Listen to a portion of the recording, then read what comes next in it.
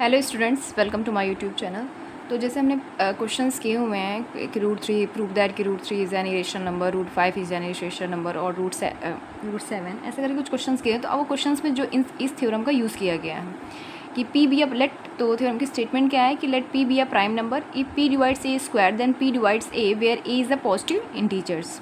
ठीक है, आप पिछली वीडियो देखेंगे मेरी, तो उसमें इस चीज़ का यूज़ हुआ है कि पी की जगह कोई प्राइम नंबर 2, 3, 5 ये सब प्राइम नंबर है वहाँ नंबर से, तो P divides a square, this implies P divides a square. यदि पी डिवाइड्स ए, यदि ए स्क्वायर को डिवाइड करेगा तो वेयर ए कहाँ, ए क्या है, ए है पॉजिटिव इंटीजर्स। तो कैसे इस थ्योरम को प्रूव करेंगे, तो जब पी ए को डिवाइड कर रहा है, ये गिवन है, हमें इफ़ के बीच में, इफ़ और देन के बीच में जो पार्ट दिया होता है वो होता है गिवन। इफ़ और देन के बीच में जो होता है वो गिवन होता है, देन के बाद जो होता है वो हमको प्रूफ करना होता है। तो हमें गिवन है कि पी डिवाइड्स ए स्क्वायर, तो लेट मान लेते हैं पी डिवाइड्स ए स्क्वायर, तो let P1 P2 P3 P and so on Pn can be the factor of a, that mean a square को डिवाइड करते हैं, दिस इम्प्लाइज ए को लिख सकते हैं ए इज इक्वल टू क्या हो जाएगा P1 dot P2 dot P3 and so on Pn।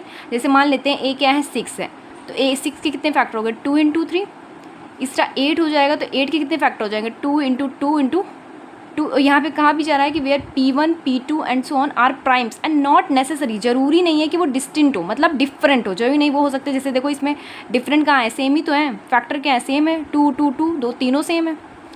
Therefore अब क्या करेंगे, दोनों साइड स्क्वायर करेंगे, तो स्क्वायर करने पे A square is equal to P1 dot P2 dot P3 and so on P1 dot P2 dot P3 dot and so on Pn। This implies A square is equal to P1 square, P2 multiply with P2 square, P3 and so on Pn square.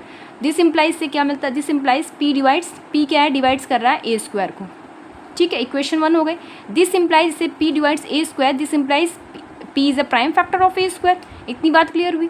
From the fundamental theorem of arithmetics से we can write, यदि P divides a square कर रहा है तो हम लिख सकते हैं P is a prime factor of A square from the fundamental theorem of arithmetics. The prime factor of A square, तो प्राइम फैक्टर ए स्क्वायर के प्राइम फैक्टर्स आर ओनली क्या क्या होंगे, ओनली केवल क्या होंगे, P1 P2 P3 and so on Pn होंगे। This is equation 2।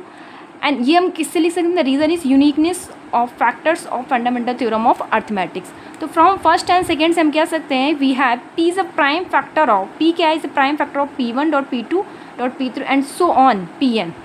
This implies P divides a square, hence prove.